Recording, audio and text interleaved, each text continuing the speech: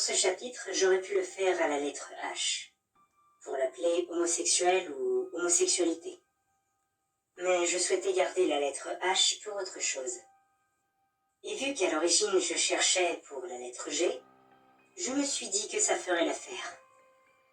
Et donc, alors que je cherchais ce que je pourrais raconter durant ce chapitre, j'ai fini par trouver cette histoire, qui fait un peu le lien entre le dernier chapitre et le prochain que vous découvrirez en temps voulu.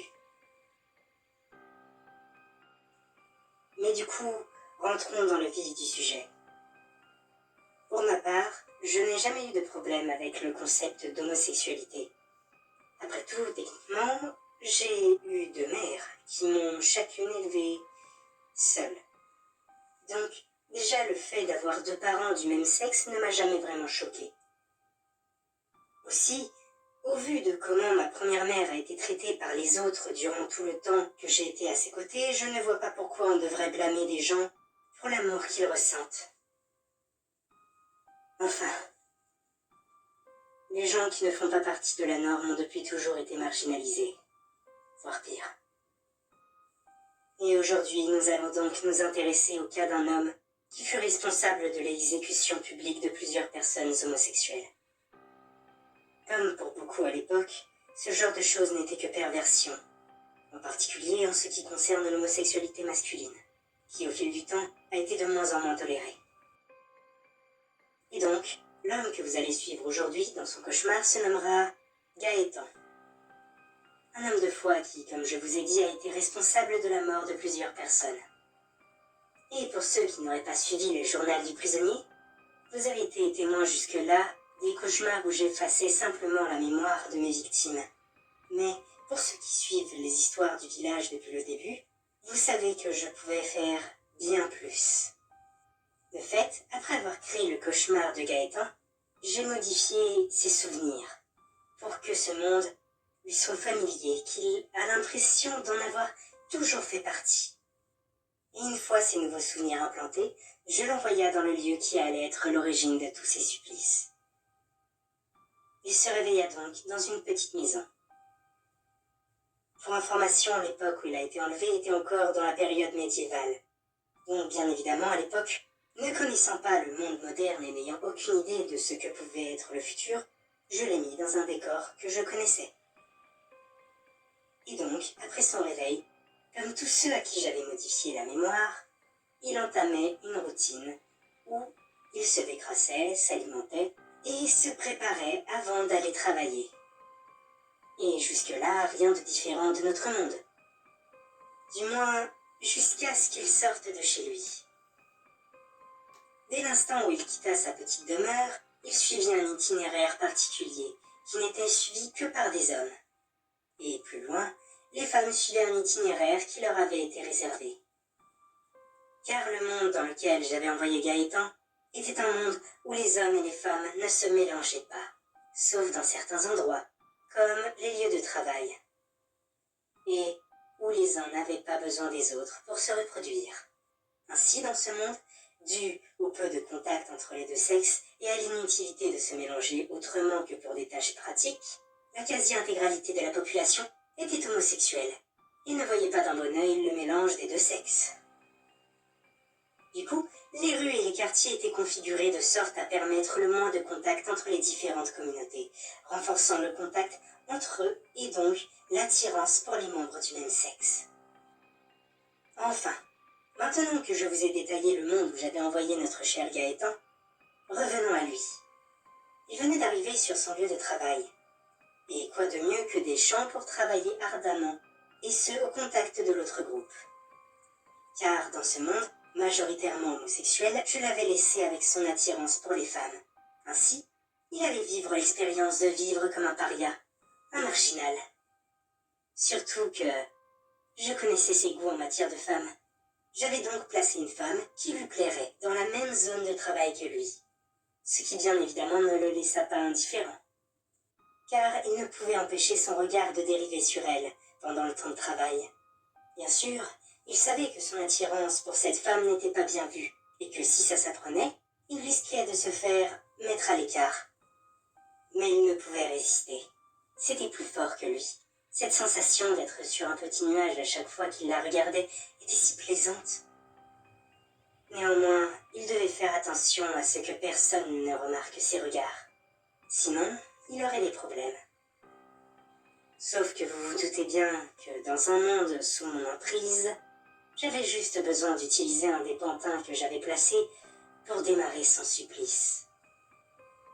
Je le laissa tout de même profiter pendant quelques jours de sa nouvelle vie, le laissant s'imaginer qu'il était discret.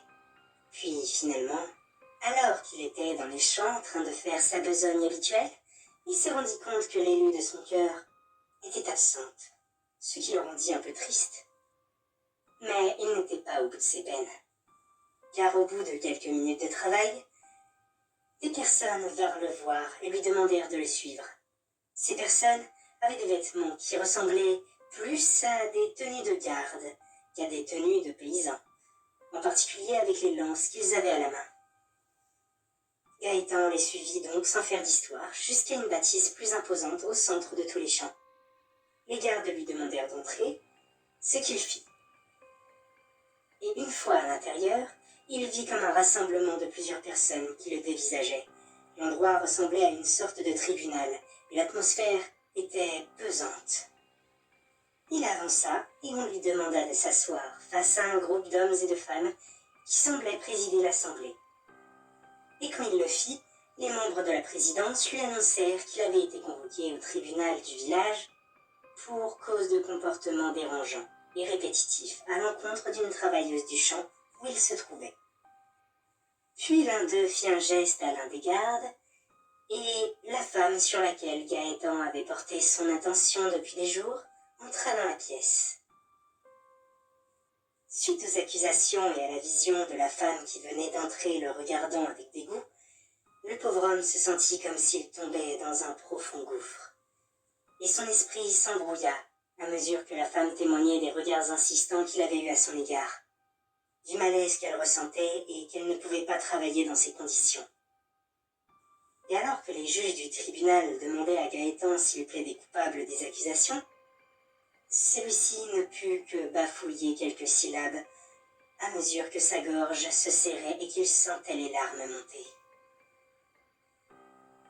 Il le savait, sa vie était finie.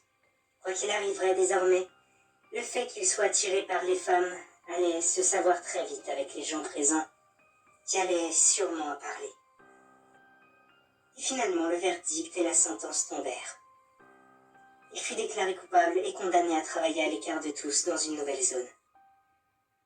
Suite à ça, les gardes de tout à l'heure attrapèrent Gaëtan et le ramenèrent chez lui, car il était incapable de bouger ou de parler. Son cerveau était tout embrouillé et il sentait comme une pression au cœur et au ventre. Il voyait toute sa vie gâchée. Partout où il irait, les gens le regarderaient avec dégoût. D'autres parleraient de lui dans son dos. Certains n'hésiteraient pas à s'en prendre à lui physiquement. Il serait toujours isolé, toujours rejeté, toujours seul. Finalement, il prit une ultime décision, refusant le destin qui l'attendait. Il prit une corde et finit par se pendre avec dans sa maison, sa conscience s'éteignant en même temps que je brisais son âme. Il n'a pas duré bien longtemps avant de sombrer, mais je pense qu'avant de mourir, il a compris la souffrance qu'il avait infligée à tous les pauvres malheureux qui ont vu leur vie ruinée par sa faute. Personnellement, je n'ai jamais compris cette haine que certains ont envers la sexualité des autres. Mais bon, j'ai un rapport au sexe plutôt particulier en ce qui me concerne. Vu que, déjà, quand j'étais petite, dû au travail de ma mère, je savais ce qu'était le plaisir de la chair. Aussi, je n'ai jamais vraiment été témoin de ce qu'était l'amour le vrai. Je ne connaissais que l'acte bestial que les porcs du village originel pratiquaient avec ma mère. Ce qui ne me donna pas vraiment envie, même à l'âge où en général les hormones se réveillent. Et puis j'étais bien trop obnubilée par ma vengeance pour y penser. Et maintenant, disons que je n'en ressens ni le désir ni le besoin. Sûrement dû au fait que je n'ai plus de corps physique et que jusque-là, seule ma haine m'animait. Enfin, qu'importe. Je n'en ai jamais eu quoi que ce soit à faire et je ne vais pas changer d'avis maintenant. Et puis, Même si c'est malsain, je dois l'avouer. J'ai pris bien plus de plaisir à torturer les âmes qui ont atterri ici qu'en faisant autre chose. Maintenant, est-ce dû aux énergies négatives qui circulent dans ce monde, ou suis-je tout simplement cruel? J'ai peur de la réponse que je pourrais avoir.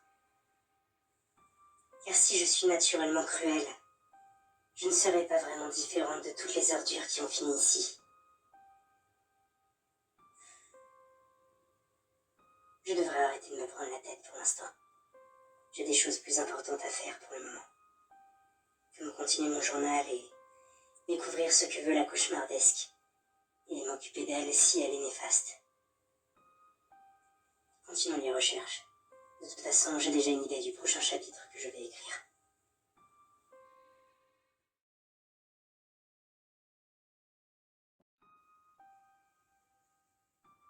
Nous sommes donc arrivés à ce chapitre.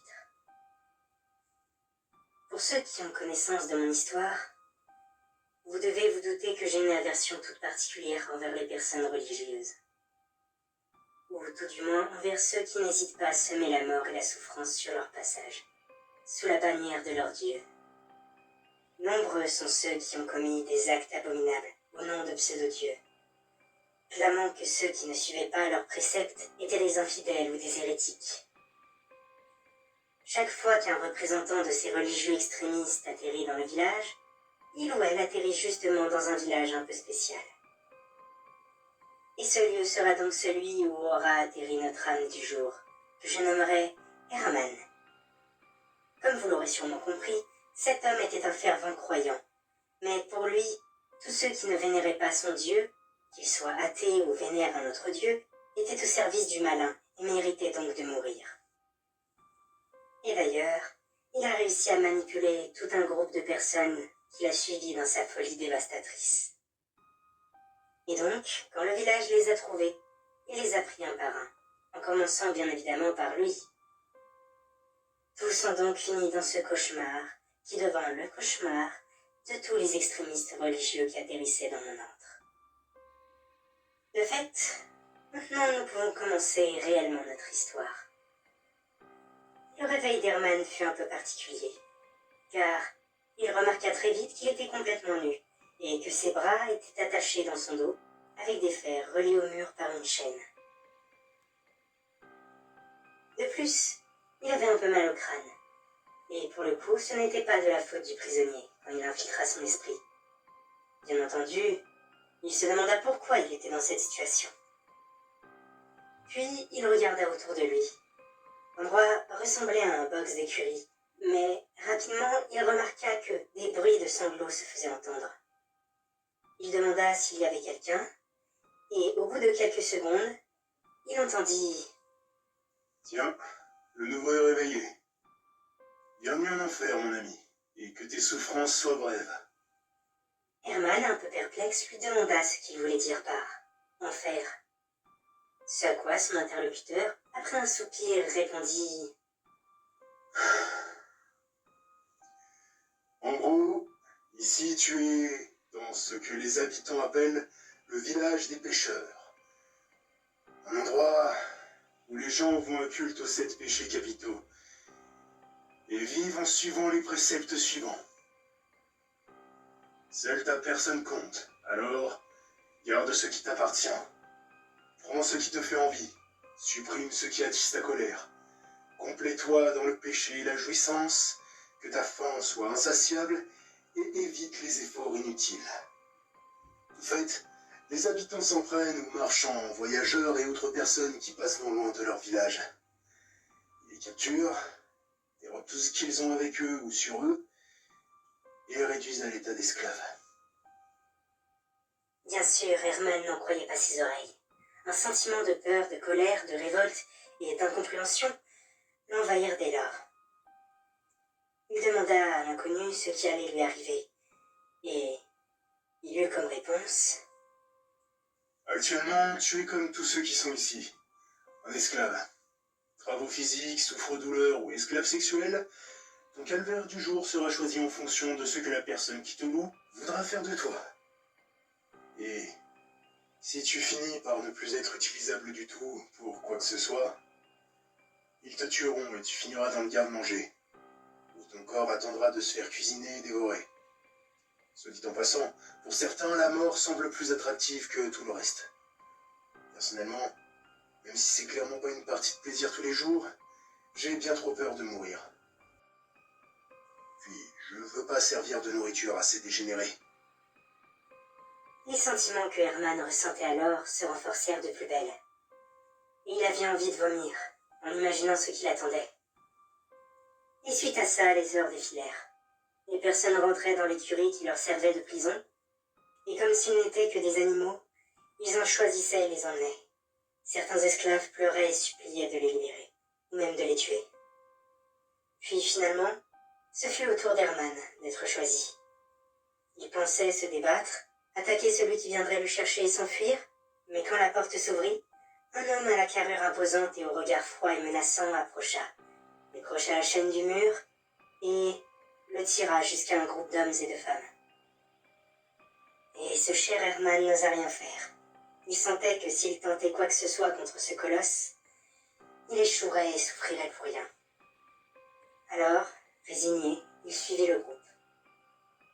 En sortant de l'écurie et durant tout le trajet qu'il fit avec le groupe, il vit des gens se battre, se droguer, boire ou même coucher ensemble, et ce, même en pleine rue à la vue de tous. Certains même invitant les passants à les rejoindre. Autant dire que le village portait plutôt bien son nom. Et puis le groupe et lui arrivèrent dans une petite maison. Une fois entrés, ils emmenèrent Herman dans un genre de sous-sol et le placèrent et l'attachèrent dans un pilori. Et malheureusement, je vais devoir être plus explicite que d'habitude sur ce qui va suivre. Donc, une fois sur le pilori, les femmes du groupe commencèrent à le toucher de diverses manières et à frotter leur corps contre lui. Et jusque-là, même si ce n'était pas tout rose, son supplice lui semblait plutôt supportable, voire agréable. Tout du moins, jusqu'à ce qu'elle commence à s'amuser à enfoncer des choses toujours plus grosses dans l'anus de celui-ci. Ce qui lui provoquait de vives douleurs. Il savait qu'il n'avait pas du tout l'habitude de ce genre de pratique, et les femmes y allaient comme des sauvages, et avaient l'air de prendre leurs pieds à l'entendre crier de douleur, tout en continuant de le toucher et de manipuler son corps. Et ça dura pendant presque 1 heure, avant qu'elle ne se lasse et qu'elle laisse la place au groupe d'hommes, après avoir dit qu'elle l'avait bien préparé pour la suite. Autant vous dire que son arrière-train, et pas que, ont pris sacrément cher durant l'heure qui a suivi. Et finalement, la nuit se termina par une orgie, où les femmes et les hommes utilisèrent Herman et couchèrent les uns avec les autres jusqu'à ce que le malheureux perde connaissance. À son réveil, il était à nouveau dans l'écurie. Il avait mal partout, y compris à des endroits où il ne pensait pas avoir mal un jour. En plus, il commençait à avoir faim et soif. Il finit d'ailleurs par remarquer une odeur désagréable dans son box. Et en regardant l'origine de cette odeur, il vit une espèce de mangeoire, comme pour nourrir les porcs, remplie d'une bouillie dont l'odeur était aussi infâme que l'apparence.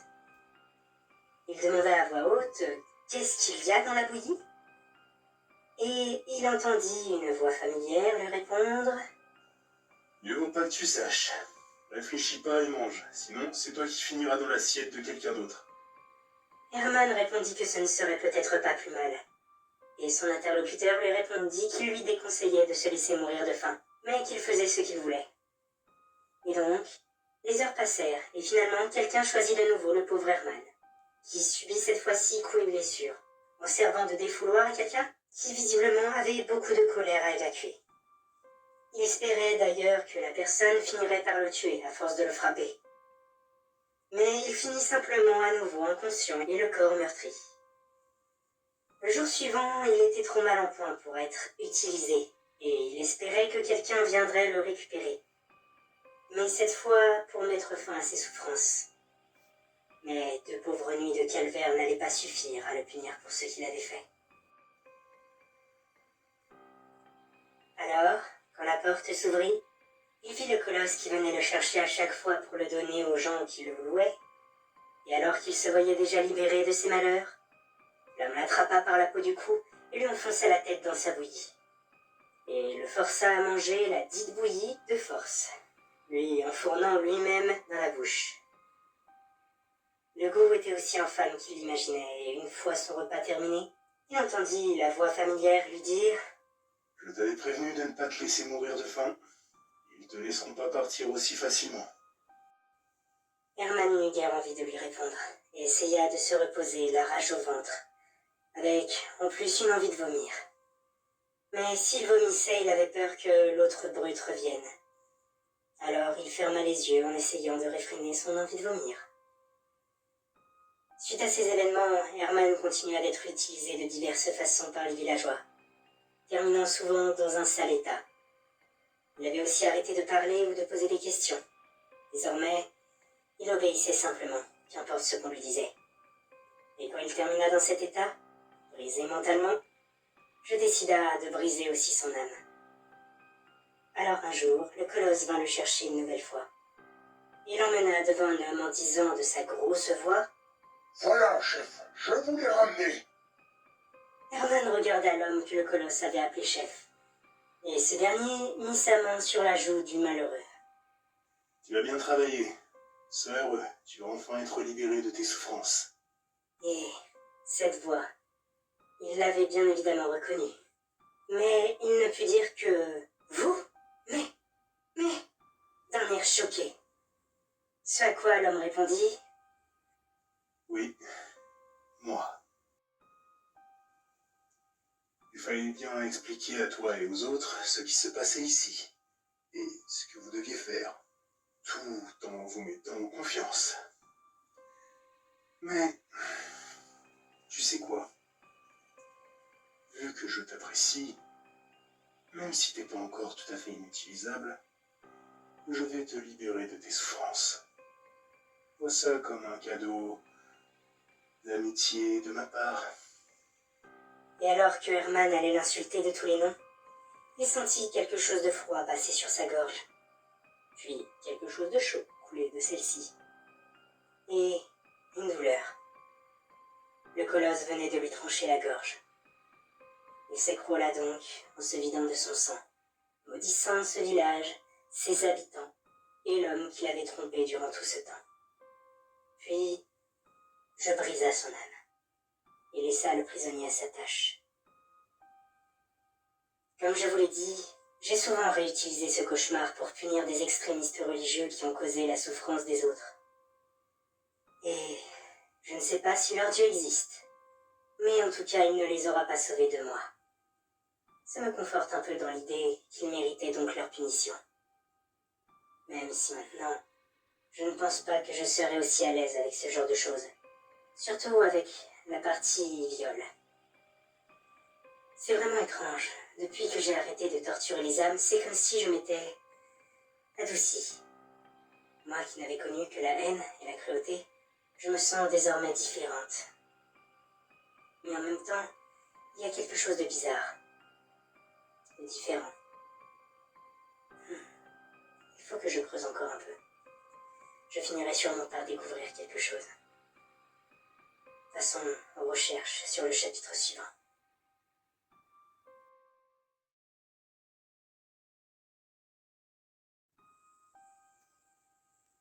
Pour ce chapitre, nous retournerons du côté de la peur. Car dans la peur, l'imagination est un des facteurs les plus importants. Et nous le constaterons dans l'histoire du jour, qui portera sur une jeune femme que je vais baptiser Ima. Oui, simple et efficace, ça fera l'affaire. La pauvre n'a pas eu de chance, car elle n'était pas mauvaise.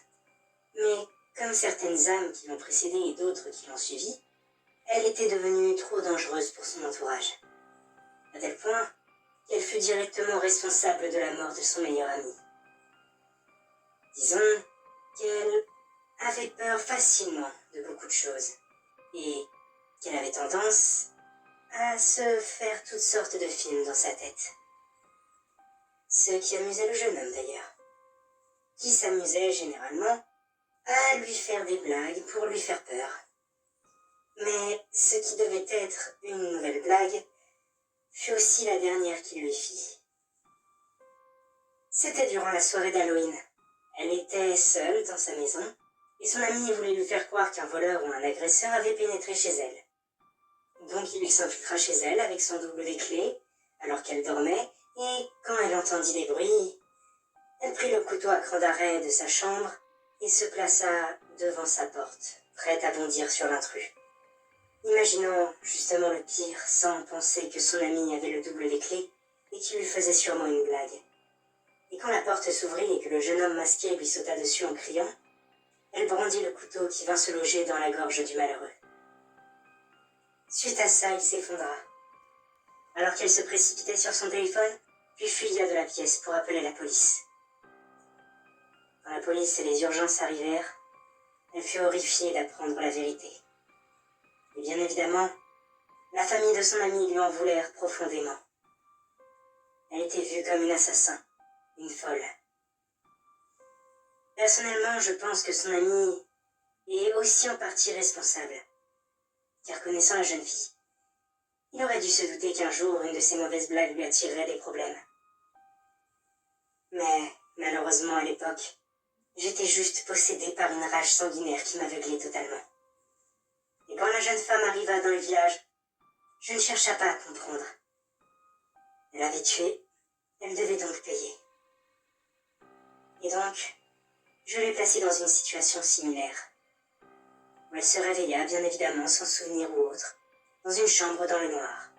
Il faisait nuit et le lieu n'était éclairé que par les faibles rayons de la lune. Elle essaya d'allumer la lampe sur la table de chevet, mais rien ne se passa. Donc elle se leva, marchant à tâtons jusqu'à la porte de la chambre pour ne pas se prendre les pieds dans quelque chose.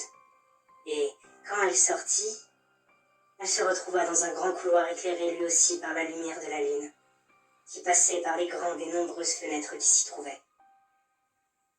Et en avançant dans le couloir, elle vit toutes sortes de choses. Des armures placées contre le mur dans des espaces entre les fenêtres, et de l'autre côté de nombreux tableaux et portraits. Mais ce qui était inquiétant avec ces œuvres, c'est que tous les personnages présents dedans, qu'importe la situation dans laquelle ils se trouvaient, avaient le visage comme effacé. En effet, aucune expression, aucun trait. Juste un grand vide.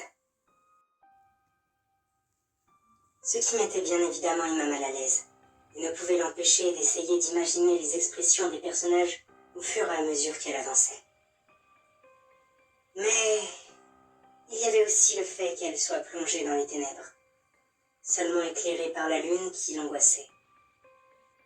Vous savez, cette peur que l'on ressent même lorsque nous sommes totalement en sécurité, dans un endroit que l'on connaît, mais que nous avançons dans l'obscurité, redoutant ce qui pourrait surgir de ces ombres.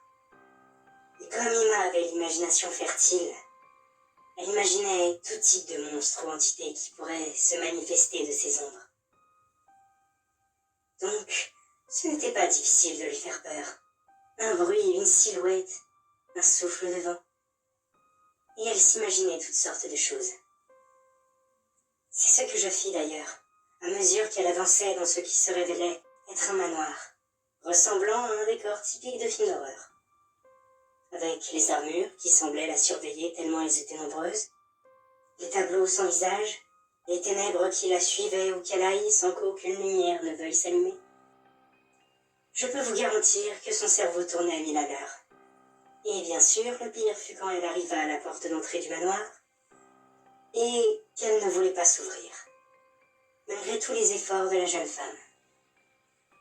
Elle essaya alors d'ouvrir une fenêtre, puis une autre, et encore une autre, jusqu'à ce qu'elle perde patience, attrapant une chaise pour la lancer sur une fenêtre et la briser.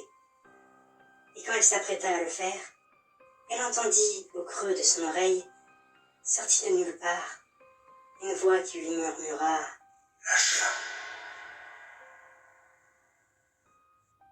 Elle lâcha la chaise qui manqua de lui tomber sur le pied, alors que son cœur battait à toute vitesse, et qu'elle regardait de tous les côtés en demandant qui lui avait parlé. Sans réponse. Elle commença alors à se demander si elle devenait folle, ou si quelqu'un ou quelque chose lui avait bien parlé. Songeant à reprendre la chaise et tenter à nouveau de briser la fenêtre, pour voir ce qui se passerait. Mais elle avait bien trop peur pour le faire, en imaginant la possibilité où la voix qui lui avait parlé serait celle d'un fantôme. Si c'était vraiment le cas, elle ne voulait pas le provoquer et subir sa colère. Donc elle continua d'explorer le manoir, en allant à l'étage, avec par moments des bruits de grincement de parquet, des ombres qui avaient des drôles de formes, des portes qui claquent. Pour elle, l'hypothèse du fantôme se renforçait. Et elle n'arrêtait pas de se demander qu'est-ce qu'elle allait faire ici et pourquoi elle subissait tout ça. Même si, en soi, comparé à d'autres âmes, il ne lui est rien arrivé de vraiment fâcheux. Juste des petits bruits, des silhouettes et une voix. Le plus gros de ses tourments, elle se l'infligeait elle-même. Son imagination faisait le plus gros du travail. Et, je l'avoue, c'était amusant de la voir sursauter et se mettre à gémir de peur pour un rien. Mais bon, toute bonne chose a une fin. Et il était temps d'accélérer les choses. Donc, quand elle arriva dans un nouveau couloir, je fis apparaître une silhouette à l'autre bout de celui-ci. Évidemment, quand elle vit la silhouette, elle sursauta, mais elle commençait à avoir l'habitude. Donc elle avança en fixant la dite silhouette intensément. Si elle fermait les yeux, elle savait, au fond d'elle, qu'il se passerait quelque chose. Qu'elle allait disparaître, bouger, ou pire avancer jusqu'à elle. En sachant ce qu'elle avait en tête, je ne pus m'empêcher de vouloir surpasser ses attentes. Alors, je fis violemment claquer une porte derrière elle, ce qui la fit regarder brièvement en direction du bruit, avant qu'elle ne réalise qu'elle ne regardait plus la silhouette. Elle redirigea alors immédiatement son regard sur elle, et un frisson d'horreur la parcourut. Quand elle vit que la silhouette était devenue plus grande et s'était déformée. Alors qu'avant elle avait une forme plutôt humanoïde, là, on aurait plutôt dit une immense bête cachée dans les ombres, et qui commençait à avancer doucement vers notre âme paniquée, qui la regardait pourtant. Mais comprenant que ça ne servait plus à rien de fixer cette monstruosité, elle se mit à courir de toutes ses forces pour fuir. En fuyant, elle ne pouvait s'empêcher d'imaginer toutes les horreurs qu'elle subirait si elle se faisait attraper. Mais alors qu'elle s'apprêtait à descendre les escaliers pour retourner dans le hall, je fis disparaître la marche sur laquelle elle allait poser le pied. Et entre le fait qu'elle avait les larmes aux yeux, que son esprit était occupé entre le fait de fuir et son imagination qui la tourmentait, et bien sûr la vitesse à laquelle elle allait, elle ne le remarqua pas et entama une violente chute dans les grands escaliers de marbre, dans lesquels elle se brisa la nuque, le poignet droit, et se disloqua l'un des genoux. Avant de finir au pied de ceux-ci, le corps meurtri, et sa conscience qui disparaissait petit à petit, alors que la silhouette apparaissait dans son champ de vision, en haut des escaliers. Elle mourut donc sans savoir ce qui la traquait. Et moi, en brisant son âme, je compris qu'une des plus grandes sources de peur, c'était l'imagination. Car après tout, jusqu'à sa rencontre avec la dernière silhouette et sa chute mortelle, il ne lui était rien arrivé.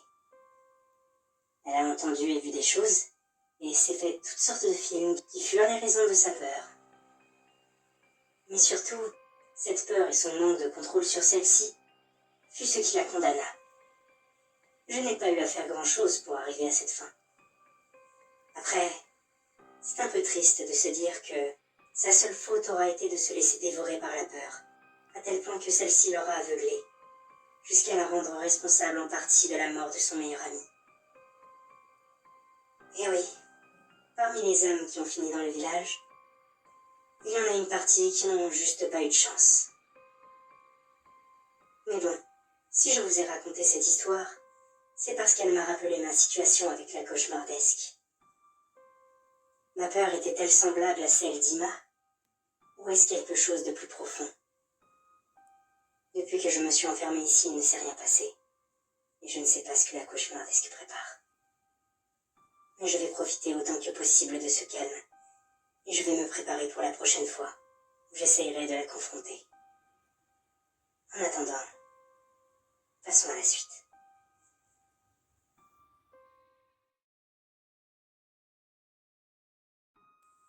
La justice. Si j'ai bien appris quelque chose dans ma vie, c'est qu'elle est différente pour chacun. Par exemple, pour les habitants du village original, la mise à mort de ma mère était de la justice. Car, selon eux, elle était à l'origine de tout leur malheur. Quant à moi, ma justice fut de tous les faire souffrir et disparaître pour que jamais ils ne recommencent. De fait, la justice est-elle juste quand elle fait souffrir? Est-ce que la vengeance est une forme de justice? La justice a-t-elle un sens si elle est différente pour chacun?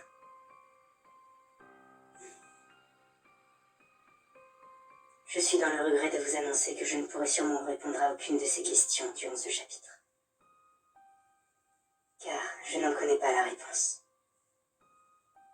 Ce sont juste des questions que je me suis posées depuis que je me suis libérée de ma rage. Car quand j'étais encore jeune, je n'avais aucun doute sur le fait que ma vengeance n'était que justice. Mais depuis que je suis dans le village, j'ai constaté que pour certaines âmes qui ont fini ici, leurs actions étaient justes. Même s'ils se laissaient consumer par la peur et la haine, ils étaient convaincus que le mal qu'ils ont fait était un mal nécessaire. De fait, en quoi suis-je différente d'eux? Je peux me convaincre que j'ai protégé des gens de détraqués, ou qu'au moins les âmes brisées ne feront plus jamais de mal à personne. Mais, comme nous l'avons vu dans le chapitre précédent, tous n'étaient pas violents ou dangereux intentionnellement.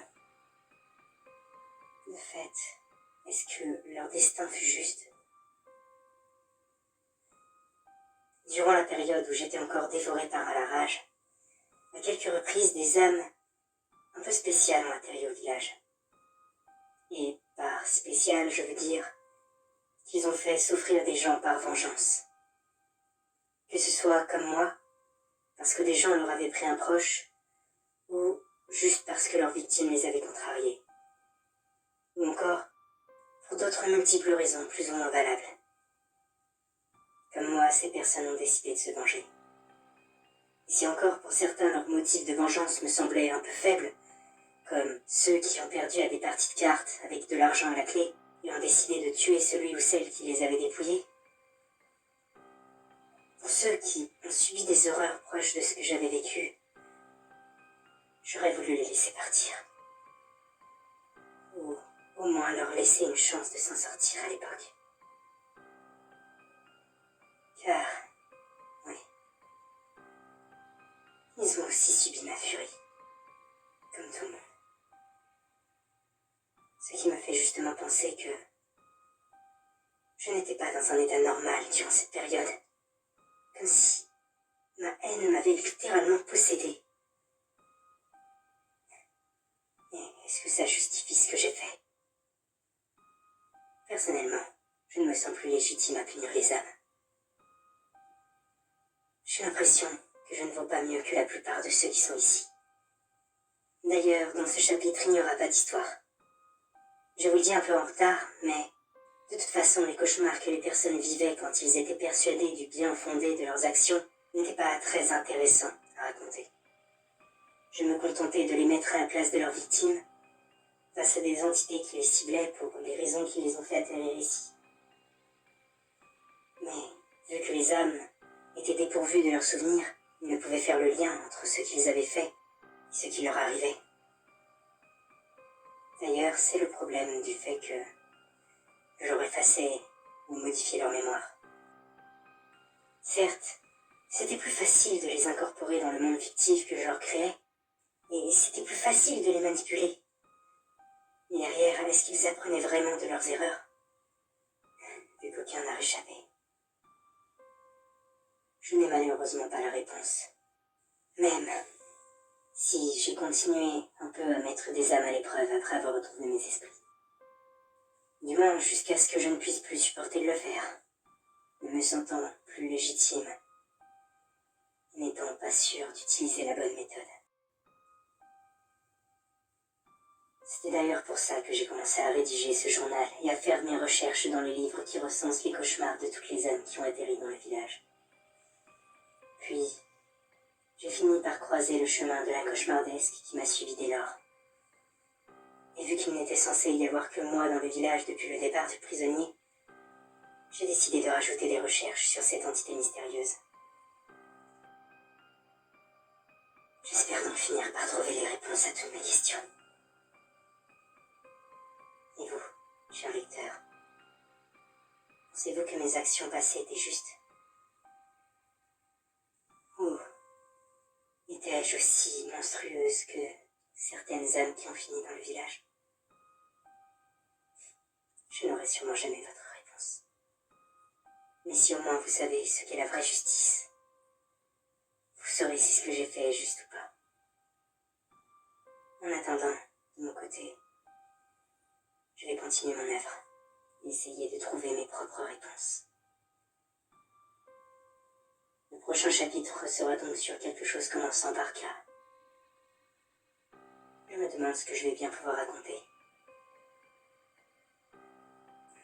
Je vais sûrement finir par trouver.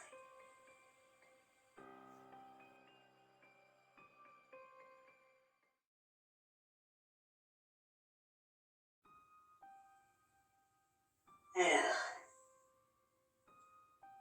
peu de temps après le dernier chapitre, j'ai entendu des bruits en dehors de la bibliothèque.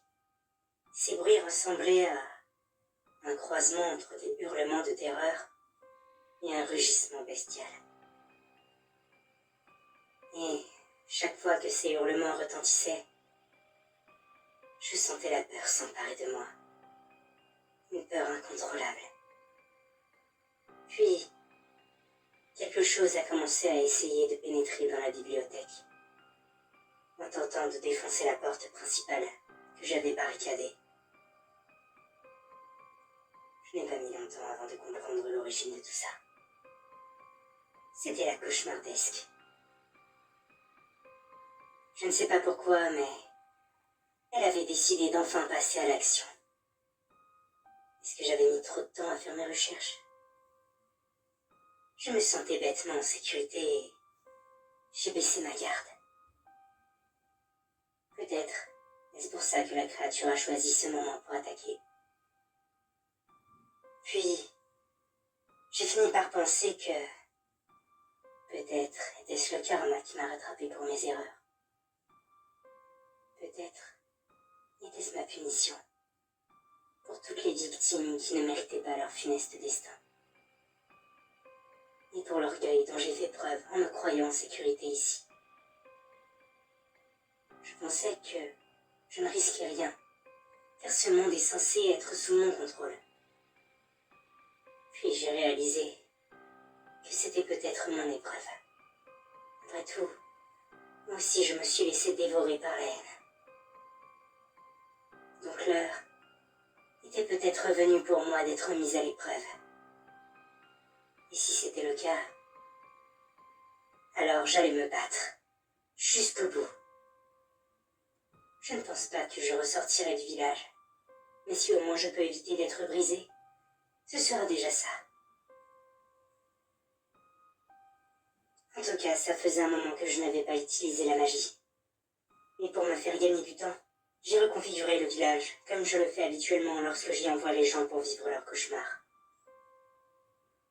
Et j'en ai fait un gigantesque labyrinthe, que j'ai parsemé de divers pièges, et où les âmes brisées ont été lâchées pour me servir Dieu. Généralement, quand une âme que je mets à l'épreuve est envoyée dans un cauchemar, vu que je suis en partie liée à elle, je peux voir les événements à travers ses yeux et lire dans ses pensées. Ainsi, je sais toujours où elle se trouve et ce qu'elle va faire. Mais là, sans les âmes brisées, je serais aveugle, vu que je ne suis pas liée à la cauchemardesque. Le seul problème, c'est que je ne sais pas à quoi elle ressemble. Mais bon, si elle finit par arriver jusqu'à moi, je n'aurai qu'à reconfigurer encore le labyrinthe pour la tenir éloignée. L'heure de la confrontation approche. Et il faut que je réussisse à percer le mystère qui entoure cette créature. Sans quoi je ne saurais comment l'affronter. J'espère aussi que j'aurai assez d'énergie pour me permettre de tenir jusque-là. Normalement, avec toutes les âmes qui ont été brisées et toutes les émotions négatives qui ont circulé dans le village, je devrais pouvoir tenir un bon moment. Surtout que ça fait un moment que je n'ai pas utilisé d'énergie pour mettre les âmes à l'épreuve. Mais j'ai intérêt à vite trouver des réponses, car sinon je finirai à un moment ou à un autre par être acculé. Du moins, puisque je ne le suis déjà. Mais, de fait, je vais essayer de me concentrer principalement sur mes recherches et la défense de la bibliothèque. Et si je trouve le temps, ou que j'en ressens le besoin, je continuerai d'écrire le journal. Soit pour vous tenir au courant de ce qui se sera passé, soit pour vous parler de sujets qui me tiennent à cœur, et que je ne voudrais voir perdus si jamais je disparaissais. Je pense que je vais commencer par relire tous les récits des cauchemars où j'avais créé un labyrinthe, pour trouver des idées pour renforcer un maximum les défenses de celui-ci. Puis, j'observerai ce qui se passe dans le labyrinthe pour essayer d'étudier la cauchemardesque et voir si je peux enfin récupérer quelques informations sur elle. Et enfin, j'agirai en fonction des résultats. Je ne peux pas faire grand-chose d'autre de plus. En attendant, j'espère que je finirai par obtenir des informations sur la cauchemardesque. Et que, quand vous lirez ce journal, j'aurai fini par le compléter. Et je réussirai à survivre et à vaincre la cauchemardesque. Actuellement, je n'ai pas la réponse. Mais vous l'aurez dans les prochains chapitres. S'il y en a.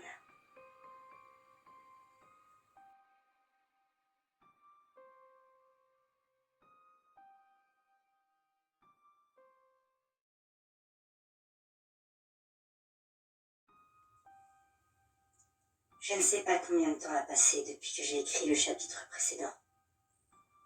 Mais je vais en profiter pour répertorier les événements et informations de cette période où la cauchemardesque et moi nous sommes affrontés dans une espèce de jeu du chat et de la souris, dans le labyrinthe que j'ai créé précédemment. Et donc, pour commencer, vous vous en doutez bien, il n'y aura pas d'histoire sur une des âmes brisées du village. D'ailleurs, je pense à partir de maintenant que je le dirai si je vais parler d'une âme brisée. Car je vais pour l'instant me concentrer sur ce qui se passe actuellement dans le village. Et sur les sujets qui sont vraiment importants pour moi. Et commençons sans plus tarder le récit de cette bataille labyrinthique. Alors, comme je vous l'avais déjà dit dans le chapitre précédent, la cauchemardesque a essayé de pénétrer dans la bibliothèque du village.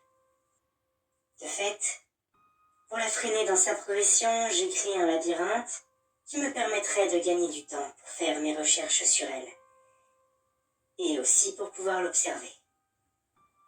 Pour ce faire, j'ai fait en sorte que le labyrinthe puisse réaliser plusieurs objectifs si besoin, qui sont donc l'observation et la prise d'informations sur la cauchemardesque, la détection et le contrôle des déplacements de celle-ci, et enfin de réaliser les objectifs précédents si possible en utilisant le moins d'énergie possible. J'ai donc opté pour un labyrinthe plutôt moderne, voire presque futuriste, avec des couloirs fermés, donc sol, murs et plafond, pour éviter que la cauchemardesque ne puisse passer au-dessus du labyrinthe si elle le pouvait. Ensuite, chaque couloir est amovible. Je peux les déplacer où bon me semble, pour les replacer ailleurs et pour éviter que la cauchemardesque ne s'échappe lors d'un changement de position. Chaque couloir est équipé de 2 portes métalliques blindées qui se ferment aux 2 extrémités de ce dernier. Les intersections entre les couloirs peuvent pivoter afin de modifier plus efficacement la configuration globale du labyrinthe et donc éviter que la créature puisse s'habituer et se retrouver dans ce dédale. Les caméras ont été placées dans chaque intersection. Ils peuvent filmer dans les 2 couloirs qui mènent aux dites intersections. le tout étant diffusé en temps réel sur une myriade d'écrans que j'ai fait apparaître dans la bibliothèque, pour créer un poste de contrôle. Et pour faciliter la détection de la cauchemardesque, des capteurs de mouvement ont été aussi placés dans les couloirs, en plus des âmes brisées qui ont été lâchées dans le labyrinthe pour me servir d'œil supplémentaire, et pour essayer de capturer la cauchemardesque s'ils la trouvent. Et pour leur faciliter la tâche, je les ai transformés en sorte de cyborgs qui émettent un signal particulier qui n'active pas les capteurs de mouvement. Et je les ai équipés d'armes paralysantes. Voilà. Ça, c'est ce qui a d'abord été mis en place pour réaliser tous les objectifs. Mais sans que je sache comment et sans activer les capteurs, en quelques heures, la cauchemardesque était déjà arrivée aux portes de la bibliothèque du village et recommençait à essayer d'entrer. J'ai donc dû reconfigurer le labyrinthe en urgence, et vu que les capteurs n'avaient pas marché et que les cyborgs ne l'avaient pas repéré, j'ai changé de stratégie. Et je suis partie sur quelque chose de plus naturel, en prenant exemple sur ce que j'avais fait dans le cauchemar de Bethany, comme le prisonnier l'avait appelé. Pour ceux qui ne s'en rappellent pas ou qui n'ont pas suivi le journal du prisonnier, j'ai donc recouvert toute cette technologie d'un labyrinthe végétal, rempli de racines toutes interconnectées entre elles, et toutes les créatures végétales se trouvant dans le labyrinthe. J'ai ensuite placé des plantes cracheuses de spores qui contaminent et parasitent ceux qui le respirent, ou ont le malheur d'avoir des spores qui pénètrent en eux. Et aussi des monstres plantes carnivores tentaculaires pour faciliter la capture de la cauchemardesque. J'ai aussi laissé des plantes parfumées qui propagent un parfum enivrant et qui brouillent l'esprit. Sait-on jamais pour la faire tomber dans des pièges? Et pour la surveillance, par contre, j'ai laissé les caméras, que j'ai améliorées en rajoutant tout un tas de capteurs intégrés. Mouvement, thermique, rayon X, la totale. Puis, les caméras dans cet environnement végétal, je trouve que ça rend bien. Ça fait la nature qui a repris ses droits, mais pas trop. Et là, pour le coup, déjà, il a fallu bien plus longtemps à la cauchemardesque pour arriver jusqu'à la bibliothèque. Mais en plus, j'ai pu obtenir quelques informations. Déjà, visiblement, les créatures végétales semblaient par moments devenir plus actives et se diriger rapidement à un certain endroit, comme si quelque chose avait été repéré. Les plantes semblaient aussi attaquer dans le vide et continuer à poursuivre quelque chose même après avoir attaqué sans succès. J'ai donc décidé de regarder les enregistrements en détail. Et c'est là que je l'ai vu. Une toute petite chose se déplaçait en volant dans les couloirs du labyrinthe, trop petite pour déclencher les capteurs de base, et pour que les caméras ne la repèrent, sans les améliorations apportées. Un insecte vagabondait dans le labyrinthe. Un insecte que je n'avais pas placé. Mais cette fois, quand j'ai finalement entendu la porte de la bibliothèque se faire agresser et que j'ai entendu les horribles cris de la bête, je n'ai pas paniqué et reconfiguré en urgence. J'ai d'abord regardé dans la caméra qui surveillait la porte. Mais elle avait été détruite, comme si elle savait que cette caméra en particulier pouvait lui nuire.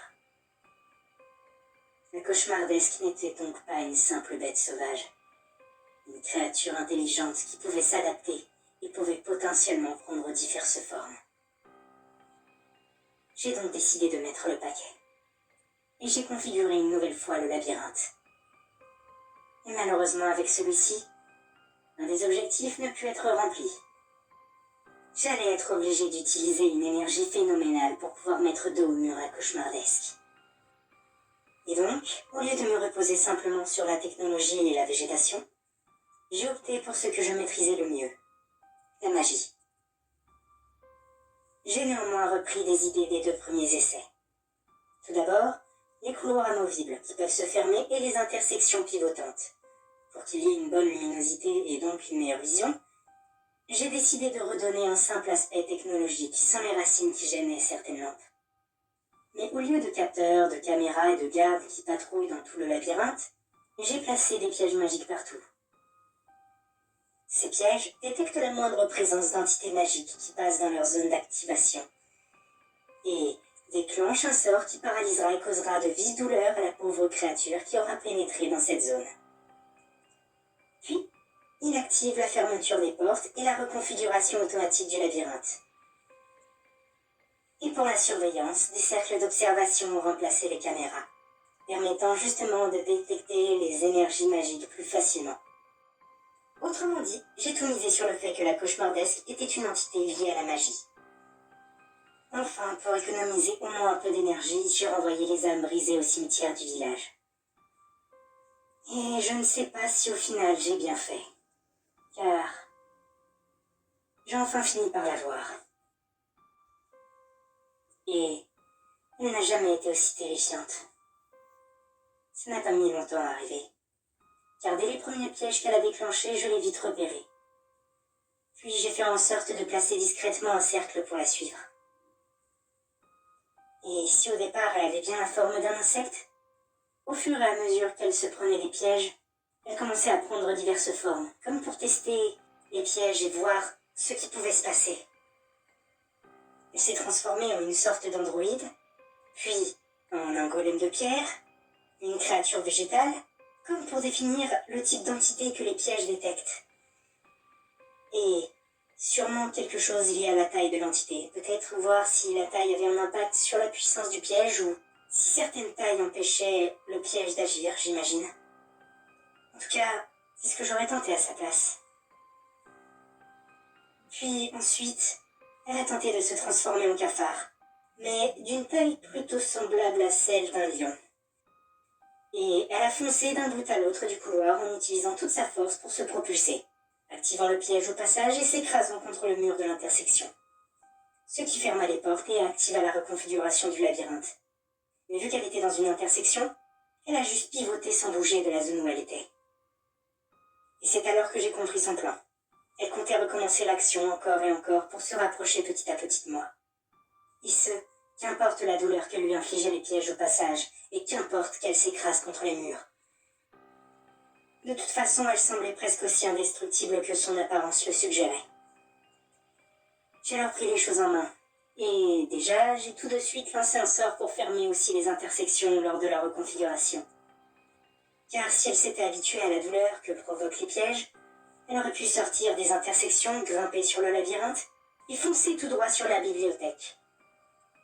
Ensuite, quand elle commençait à se rapprocher trop près de moi, j'ai changé la place de l'intersection où elle se trouvait avec une qui se trouvait à l'autre bout du labyrinthe. Et jusque-là, vous devez penser que je maîtrisais la situation, donc il n'y a pas lieu de s'inquiéter. Mais au bout d'un moment, je crois qu'elle a compris que je jouais avec elle. Et c'est là que ça a vraiment commencé à devenir terrifiant. Car si déjà en la regardant, je sentais un léger malaise m'envahir, là, quand elle a compris mon petit manège, elle a arrêté de se déplacer et a commencé à regarder fixement vers un de mes cercles d'observation. Puis, elle s'est transformée en âme brisée. Je me suis alors demandé si la cauchemardesque n'était pas une âme brisée qui avait évolué d'une manière ou d'une autre. Je ne sais par quel moyen. Mais non, c'est impossible. Les âmes brisées étant ce qu'elles sont, il leur est normalement impossible de changer. Car c'est censé être la fin de tout une fois que notre âme est brisée. Puis, la chose a fait quelque chose qui m'a glacé le sang. Elle a pris mes traits. Et me voir en train de me regarder fixement était très perturbant. Mais elle ne s'est pas arrêtée là. Elle m'a pointé du doigt à travers le cercle d'observation. Puis, elle l'a pointé d'un côté en continuant de me fixer pendant plusieurs minutes, avant de s'asseoir par terre et d'attendre. J'ai fini par essayer de définir là où elle avait pointé son doigt. Et elle pointait tout simplement la bibliothèque. Comme si, peu importe l'endroit où elle se trouvait, elle savait où j'étais et pouvait me retrouver quoi qu'il arrive. Jusqu'à maintenant, elle n'a pas bougé. Peut-être qu'elle attend que je baisse encore ma garde. En tout cas, jusqu'à ce que je sache exactement ce qu'elle est, je vais maintenir le labyrinthe. Et en attendant, je pense que je vais essayer de jeter un œil à la malédiction que j'ai lancée sur le village. car l'existence d'une créature comme la cauchemardesque dans ce monde n'est pas normale. J'ai donc cherché si je n'ai pas commis une erreur lorsque j'ai lancé la malédiction. Puis, quand j'aurai des réponses, ou s'il s'est passé quelque chose d'ici là, je vous en informerai normalement dans le prochain chapitre. Du moins, si je n'ai pas eu de trop gros problèmes.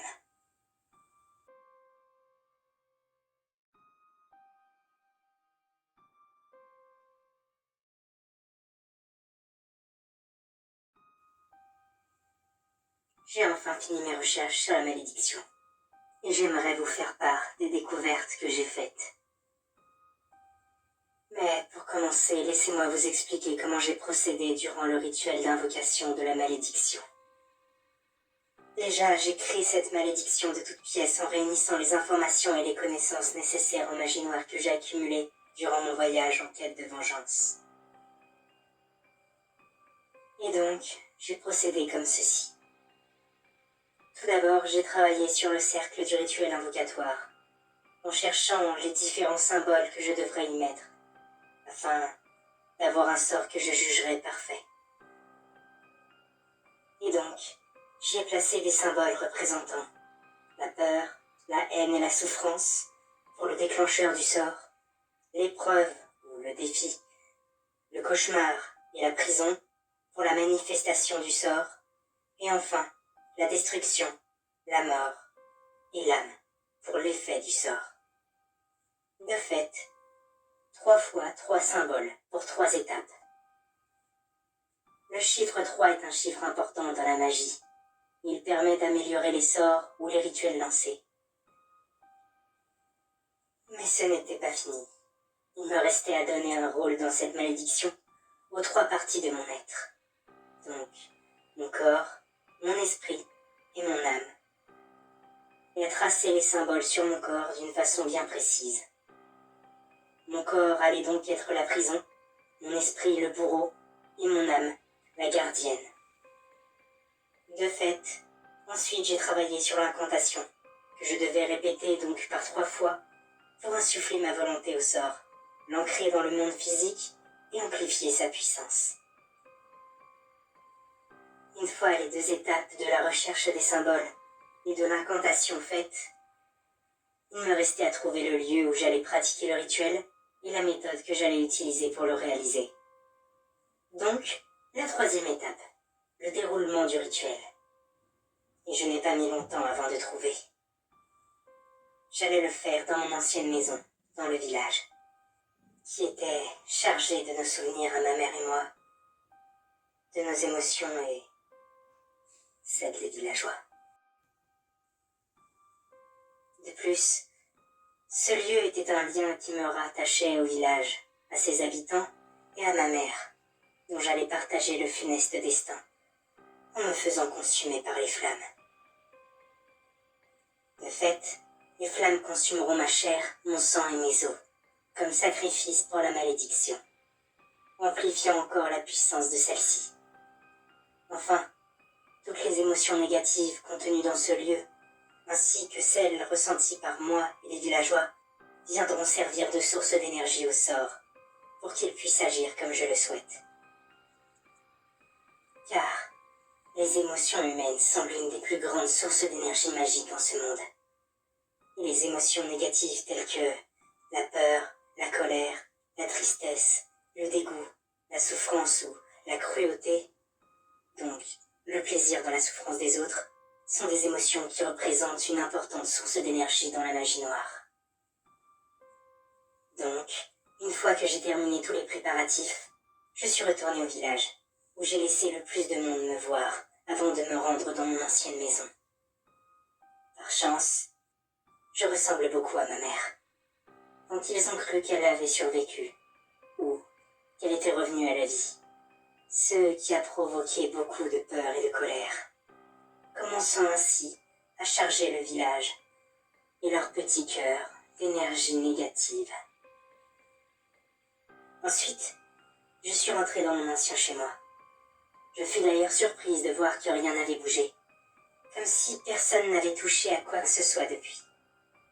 Seule la poussière et les toiles d'araignée avaient élu domicile ici.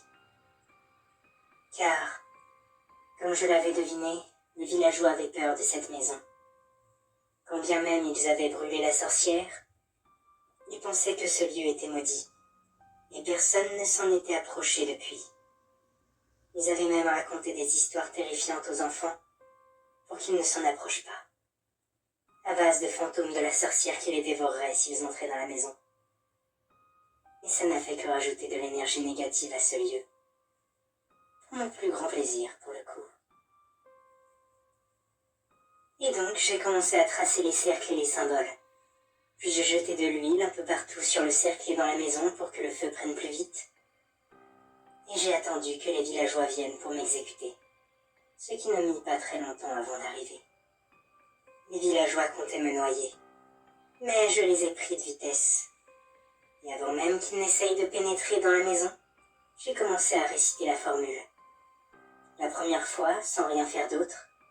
La deuxième fois, en mettant le feu au cercle et à la maison alors que je me trouvais au centre du cercle.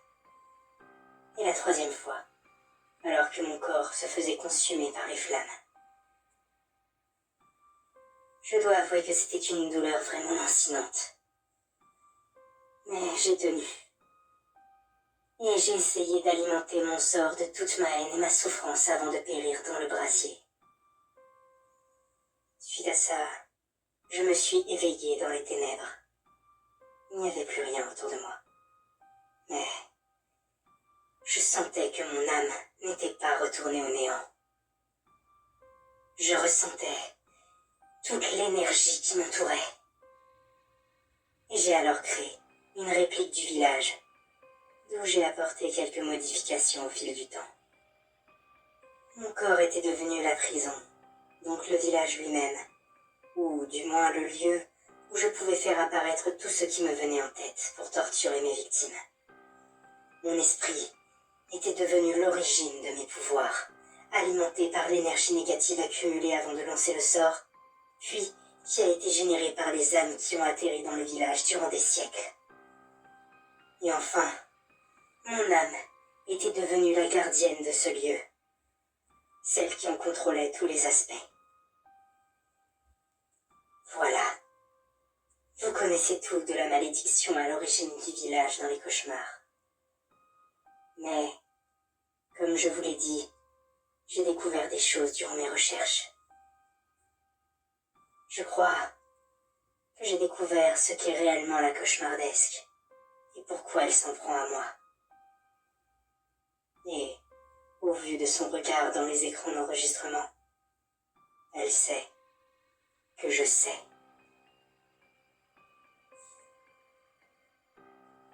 Elle m'invite à la rejoindre, semble-t-il.